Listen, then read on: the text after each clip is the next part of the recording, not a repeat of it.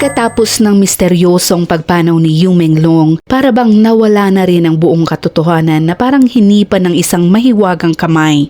Pero sa hindi inaasahang pagkakataon, isang malakas na pangalan sa buong mundo ang lumitaw sa liwanag. Sunod-sunod na lumitaw ang nakakakilabot na pagkakatugma na parang sinadya ng tadhana. At nang magsalita ang Hong Kong direktor na si Wang Jing, ibinunyag niya ang nakakatakot na realidad. Mga sistemang bumibili ng award sa industriya sa China na kahit ang titulong Best Actor ay pwede palang manipulahin at bilhin.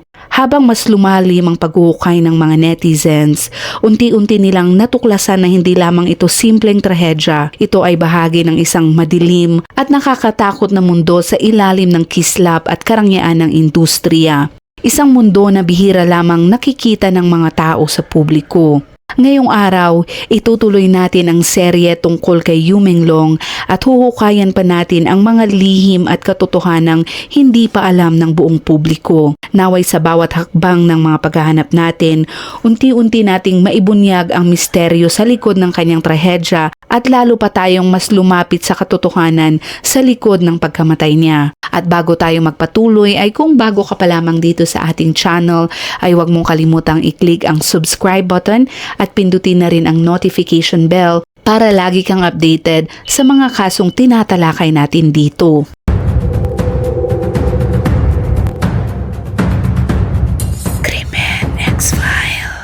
Kamakailan, may nagbahagi ng larawan ng autograph ni Yu Menglong.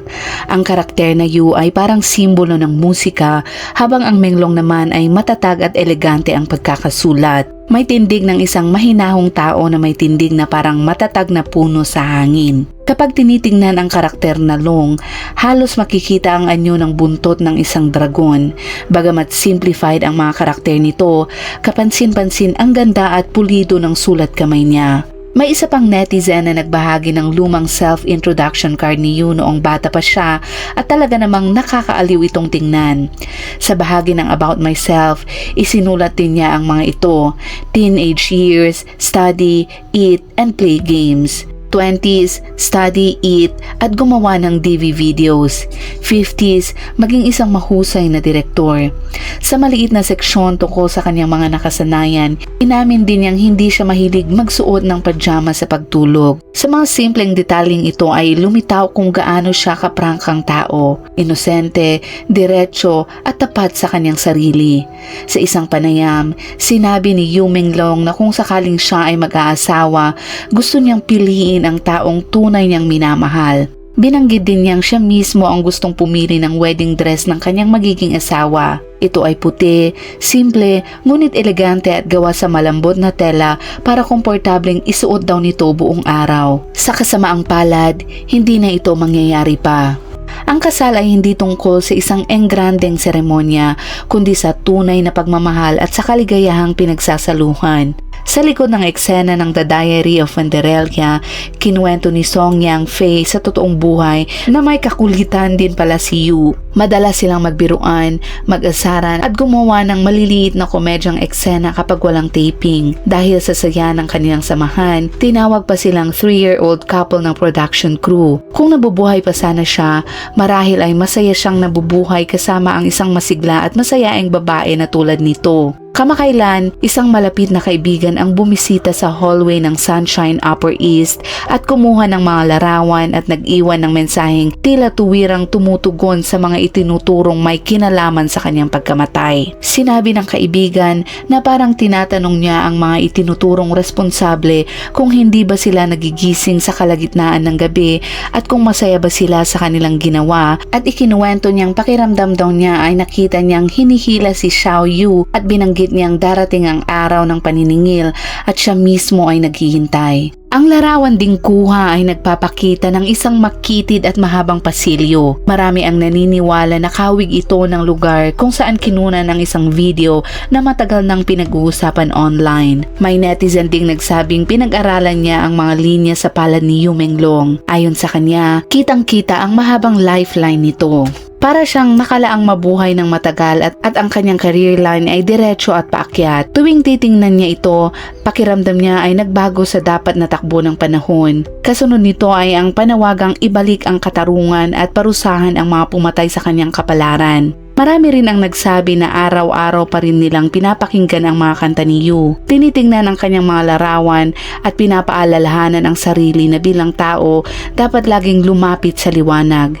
Ito raw ang mensahe ni Yu na gaya ng sibuyas. Dapat alisin ang bawat layer hanggang maging malinaw ito at dalisay. Dahil naman dito, pati mga netizens sa labas ng mainland China ay patuloy na nagpapakita ng suporta. Sabi ng ilang netizens na kung nagagawa ng mga nasa mainland China na magsikap para sa hustisya ni Yu Minglong, wala raw dahilan para sumuko ang mga nasa labas, lalo na at mas magaan ang limitasyon nila. Patuloy ang pagpupost, tuloy ang pag-ikot ng impormasyon at hinihikayat ang mga netizens na kung may makabagong ideya ang sinuman, ibahagi nila ito para sama-sama silang makapag-ambag. Para sa kanila, hindi dapat hayaang mawala sa limot ang usaping ito. Sa isang video naman na kumalat kamakailan, makikita ang napakalaking tumpok ng petisyong inihanda ng Chinese netizens, mga dokumentong humihiling ng formal na investigasyon sa kaso. Marami ang naantig sa tagpong ito at habang lumalalim ang paghahanap ng sagot,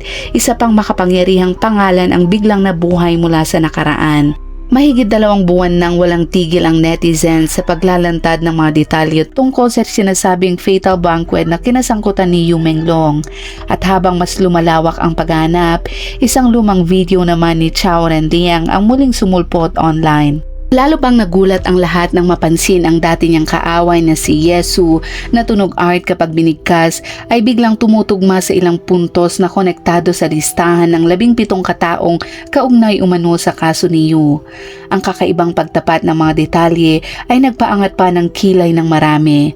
Para sa ilang netizens, sobrang hindi normal ang ganitong coincidence at lalo nitong pinatindi ang mga tanong at ang misteryong bumabalot sa dalawang magkahiwalay na kwento. Noong 2010, sa isang award ceremony habang hawak ang tropeyo, hayagang tinawag ni Chao Renliang ang kanyang kalaban at tinukoy niya ito bilang art at binansagan itong Lady Guagua. Ang kilalang variety show na Lady Guagua ay may producer na ang tunay na pangalan ay Yesu, kaya mabilis na lumutang ang tanong ng mga tao kung ang art na tinutukoy ba ni Chao ay si Yesu sa totoong buhay. Sa mismong speech na iyon, hindi nagpigil si Chao at sinabi niyang mahilig itong baluktutin ang tama at mali at handa siyang humarap ng diretsahan basta't hindi gagamit ng anumang hindi patas na paraan. Marami naman ang napabuntong hininga sa pagiging prangka niya noon. May ilan ding nagtanong kung baka nakasakit siya ng isang taong may malaking impluwensya at iyon ang nagbukas ng landas patungo sa kanyang sinapit. Kaya nang muling lumaki ang usapan tungkol kay Yu Minglong, muling binalikan ang speech na ito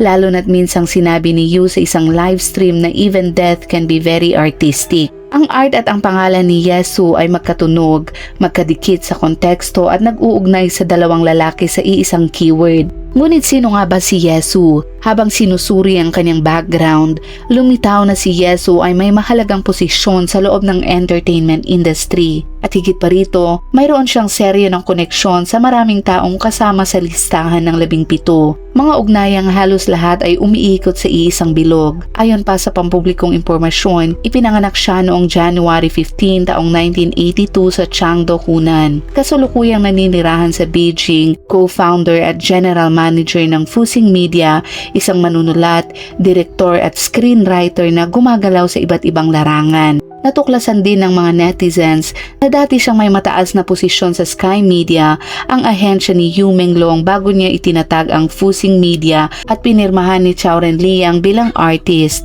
Ang Fusing Media ay rehistrado sa Chaoyang District, Beijing at nakikipagtulungan sa iba't ibang TV station sa buong bansa.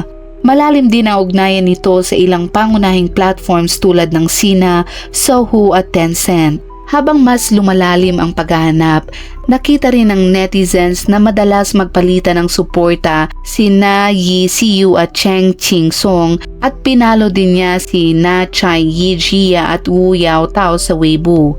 Bukod pa rito, madalas siyang makitang kaklose nito ang kilalang kambal mula sa Peking University na sina Yuan Jiwen at Yuan Jihao at tinatawag pa ang good friends.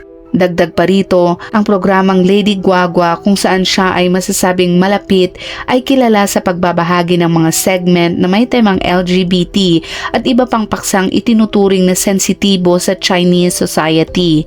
Kaya't lalo pang lumalim ang interes ng mga netizens sa lawak ng impluensya ni Yi Siyu at kung paano ito maaaring konektado sa mga pangyayaring pinag-uusapan natin ngayon. Ang programang Lady Guagua ay umera noong Marso 8 taong 2010 hanggang July 2011 bago ito tuluyang itinigil dahil sa kaliwat kanang kontrobersya. Ngunit mas kapansin-pansin ay ang mismong pag-iral nito ng mahigit isang taon. Isang patunay na ayon sa netizens, may espesyal na pribilehyo si Yi Siyu. Sa karaniwang pamantayan ng censorship, ang mga segment tulad ng men, dressing as women at iba pang mapanghamong eksena ay halos imposibleng makalusot. Mula rito ay dalawang bagay ang naging malinaw. Una, tunay na malaki ang impluensya ni Yi Siyu. Pangalawa, malinaw rin na nakikita sa tema ng programa ang kanyang personal na panlasa at direksyon kaya't hindi nakapagtataka ang malapit niyang ugnayan kina Chen Qing-song at iba pa. Dahil dito, marami ang napakomento ng nakakakilabot ng dami ng coincidence. Parehong si Net Xiao Renliang at Yu Menglong, mga batang aktor na mabilis umaangat ay pumanaw sa murang edad at sa likod ng kanilang mga kwento, tahimik na lumitaw ang pangalang Yi Siyu. Kahit sa paglipas ng panahon, hindi maiwasang itanong ng mga netizens kung lahat ba ng ito ay talagang pawang simpleng coincidence lamang. Habang lumalawak ang usapan, may isa pang pangalan na muling lumutang, ang batang screenwriter na si Liu Nian-an na pumanaw din ng maaga. Natuklasan ng mga netizens na nagkaroon din umano siya ng interaksyon sa taong tinutukoy noon ni Xiao Renliang bilang kalaban. Bukod pa rito, nasa listahan din ng kanyang Weibo follow si Fang Li na kasama sa 17 personalidad na konektado sa kaso ni Yu Menglong. Si Liu Nian ay ipinanganak noong taong 1989 ay nagtapos sa screenwriting program ng Shanghai Theatre Academy. Sa edad na 19, nailathala niya ang kanyang unang nobela na pinamagatang Flowing Years na agad na nagpasikat sa kanya. Dahil sa kanyang kaanyuan, tinawag pa siya ng media bilang national idol ng literary world. Ngunit matapos ang unang aklat, bigla siyang nawala sa publiko ng 6 na taon. Kumalat ang mga balitang dumaraan siya sa personal na pagsubok at isinulat niya ang kanyang karanasan sa script na pinamagatang My Depressed Boyfriend. Ayon sa mga nakakabasa nito, napakahusay ng material. Sa kabila nito, ang dalawang proyektong pinagtuunan niya ng buong lakas kasama na ang My Depressed Boyfriend ay biglang na-halt dahil sa hindi kontroladong dahilan. Isang gabi, noong bahagi ng Marso taong 2020, natagpuan siya sa kanyang tirahan at wala pang malinaw na detalye tungkol sa mga huling sandali niya. Ang opisyal na paliwanag na ipinalabas ay sudden cardiac death due to overwork. Ngunit nakapagtataka dahil 30 taong gulang pa lamang siya noon. Kalaunan ay natuklasan na si Liu Nianan ay nakipag-ugnayan din kay Yisu. Noong siya ay nabubuhay pa, paulit-ulit siyang nakikipag-ugnayan kay Yisu sa Weibo at nagsasabi ng mga katulad ng pareho tayong mga himala ng buhay at inirekomenda rin niya ang mga aklat ni Yisu. Ngunit nang mapamalita ang pagpanaw ng screenwriter, nagpost si Yisu ng tribute na tila may diin. We were never close, only occasional contacts. Ito ang lalo pang nagpasiklab ng mga tanong. Maging si Director Fang Li na minsang nagpost ng post ni Liu ay muling nag-question. Kung sinabi niyang hindi niya kilala si Yu Menglong, tanong ng netizens, paano naman si Yu Nian-an? Kilala ba niya ito? Sa ilang pahiwatig na iniwan ni Yu Nian-an, pakiramdam ng mga netizens ay tila ba may bahagi siyang pag-iwas sa ilang personalidad sa industriya at ayaw niyang maikabit sa ilang bilog na hawak ng malalaking pangalan. Habang lumalalim ang pagsisiyasat, may isa pang haka-haka ang lumitaw. Sinasabing si Yisu daw ay uncle ng isang sikat na aktor na si Jackson Yi. Bagaman tingin ng marami ay hindi naman sila magkamukha sa mga larawan, hindi maipagkakaila na bihira ang apelyedong Yi at parehong mula sa hunan ang pamilya ni Jackson at ni Yisu. Dagdag pa rito, ang ama ni Jackson na si Yi Shangxi ay may mahigit 30 na kumpanya na mula sa kulturo hanggang media at edukasyon. Sa kabila nito, nanatiling tahimik si Jackson Yi at hindi kailanman nagkomento tungkol sa mga espekulasyong ito. Kamakailan, inilahad ang resulta ng 30th Golden Rooster Awards at sa edad na 24, nanalo si Jackson Yee bilang Best Actor para sa pelikulang I Am Nobody. Ito ang kanyang unang Best Actor trophy at siya ang naging pinakabatang nagwagi sa kasaysayan ng Golden Rooster. Ngunit sa hindi inaasahang pagkakataon, ang tagumpay na ito ay kinwestiyon mismo ng kilalang direktor mula sa Hong Kong na si Wang Jing. Sa isang video kung saan casual siyang nakaupo, una niyang pinuri ang performance ng aktor ngunit bigla niyang binago ang tono. Ayon kay Wang Jing, pinili ni Jackson Yee ang isang role na may kapansanan, isang uri ng karakter na kadalasan ay may kakaibang styling, matinding emosyon at madaling nagiiwan ng impresyon sa mga hurado. Dagdag pa niya na ang ganitong uri ng role ay kadalasang may transformative acting kung saan nagbabago ng matindi ang physical portrayal ng aktor kaya mas madali itong napapansin sa awards competitions.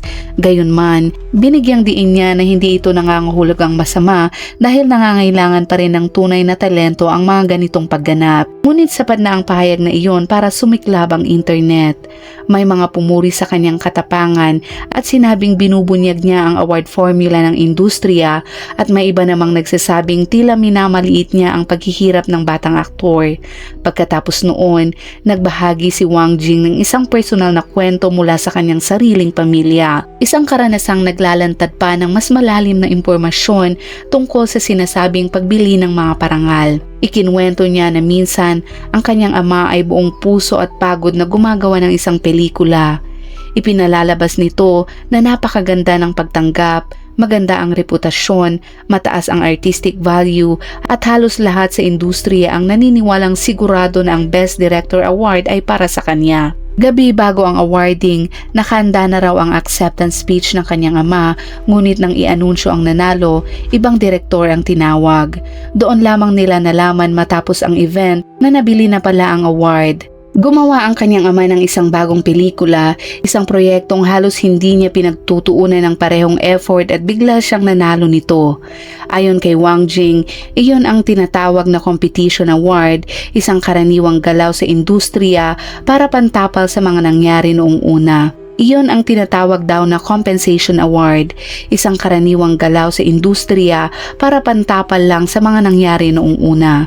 Bagamat tila magaan ang paraan ng pagkwento ni Wang Jing, malinaw na unti-unti niyang ibinubukas ang isang bahagi ng industriya na matagal nang tinatabingan. Kilala niya ang kalakaran, alam niya kung gaano kalawak ang network ng impluwensya sa likod ng mga formal na seremonya at magagarbong parangal.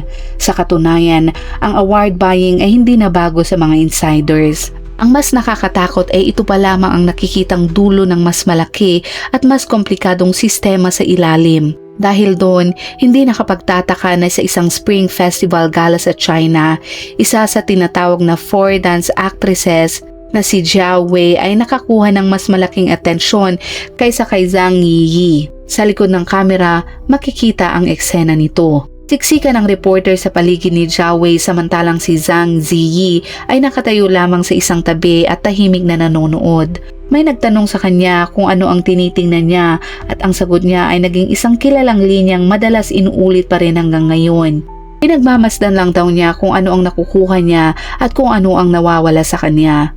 Sa madaling salita, tanging ang mga taong nasa loob ng kumot ang tunay na nakakaalam kung nasaan ang mga garapata. Sa puntong iyon, ibinalik na ng mga netizens ang tanong, may kinalaman ba si Yi Su sa mga pangyayaring kinasangkutan ni Yu Menglong? Ano sa tingin nyo? At dyan nagtatapos ang isa na namang seryeng tungkol kay Yu Menglong. At kung umabot ka sa dulo ng videong ito at para mas mapalawak pa ang ating impluwensya sa paghingi ng hustisya kay Yu Menglong, i-comment mo naman ang Justice for Yu Menglong sa ibaba at ilagay mo na rin kung anong oras at saan mo ito napanood para naman alam namin kung saan umabot ang videong ito. Hanggang sa muli at palaging mag-iingat.